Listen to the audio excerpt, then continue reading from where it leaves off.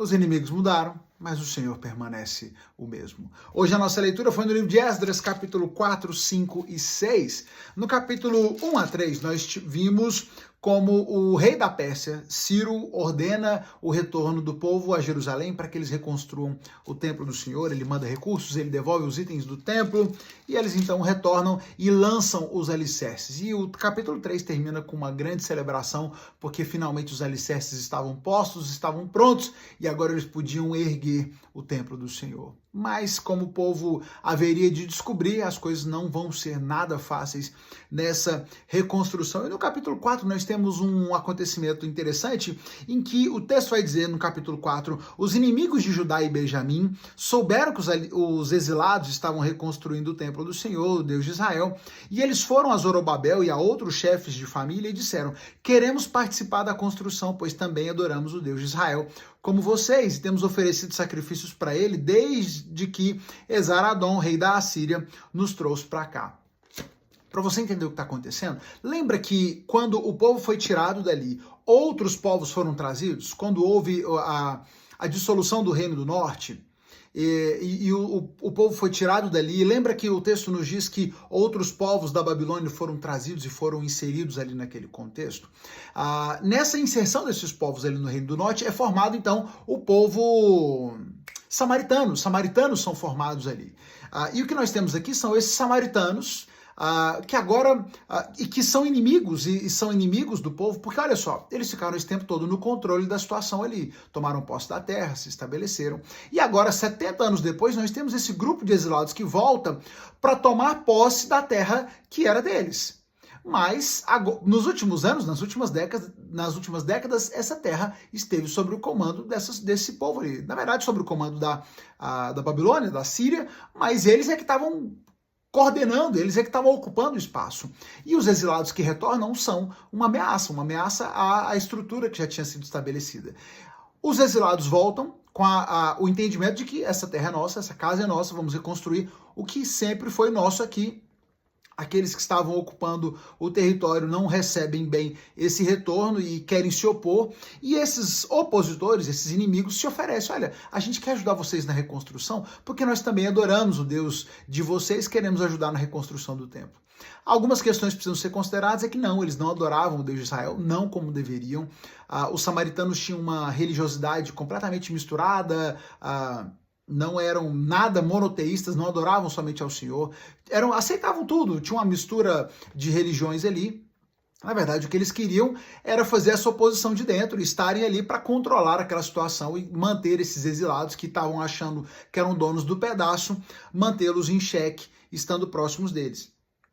Zorobabel, muito sabiamente, se recusa e ele diz: de jeito nenhum, de forma alguma vocês vão ajudar, nós vamos reconstruir sozinhos o templo do Senhor, porque isso aqui é nosso, esse templo é nosso, essa terra é nossa, nós é que recebemos a ordem do Senhor para reconstruir o templo, vocês não vão fazer parte disso. E tanto se provam inimigos que nessa recusa, eles então escrevem uma carta para o rei da Síria, falam: tem uma turma aqui reconstruindo, aqui já houve uma troca de reinado, essa oposição durou muito tempo, essa oposição transcendeu reinados e passou por vários reinados, pelo menos um período de 16 anos de oposições aí, até que eles escrevem uma carta para Xerxes, agora já é outro rei, para dizer: olha, eles estão reconstruindo, olha os registros de vocês, esse povo aqui já deu muito problema no passado, é um povo, olha o que eles escrevem na carta, é interessante que eles colocam: os judeus que saíram da Babilônia para Jerusalém estão reconstruindo a cidade, essa cidade rebelde e má.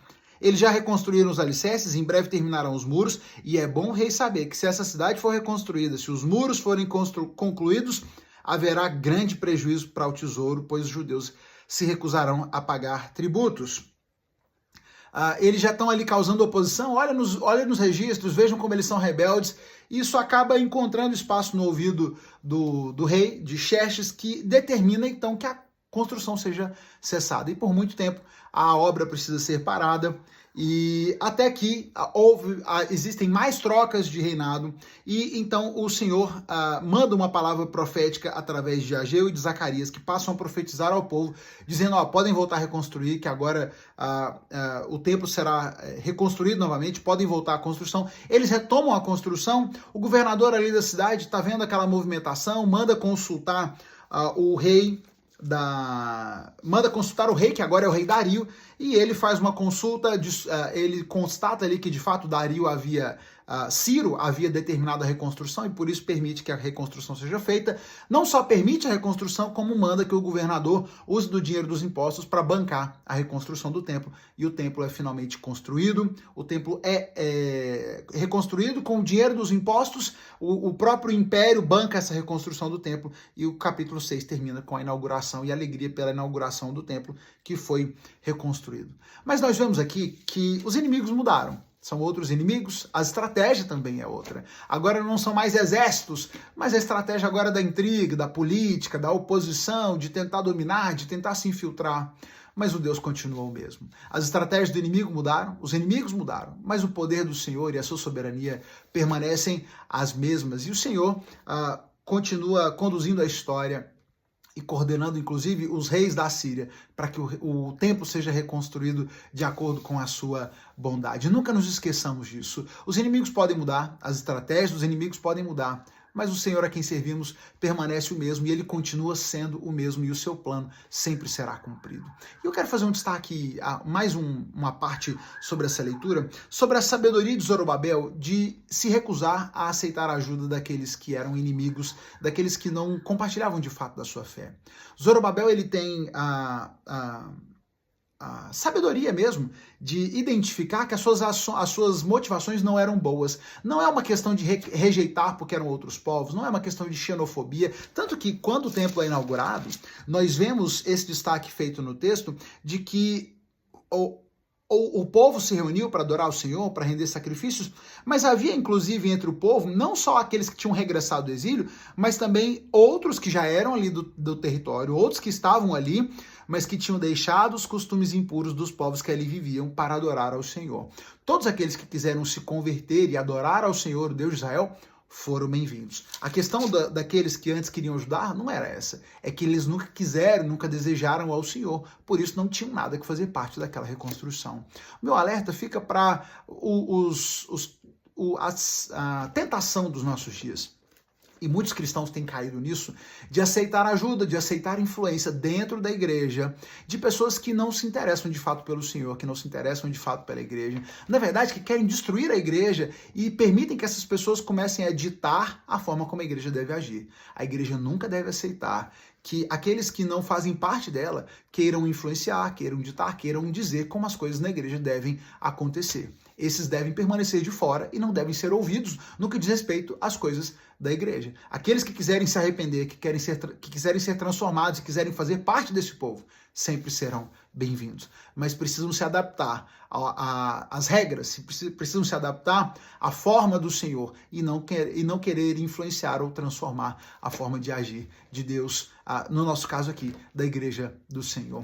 Muita sabedoria, cuidado, esteja atento aos inimigos e à mudança de estratégia. Muitas vezes eles são mais estratégicos, mais políticos.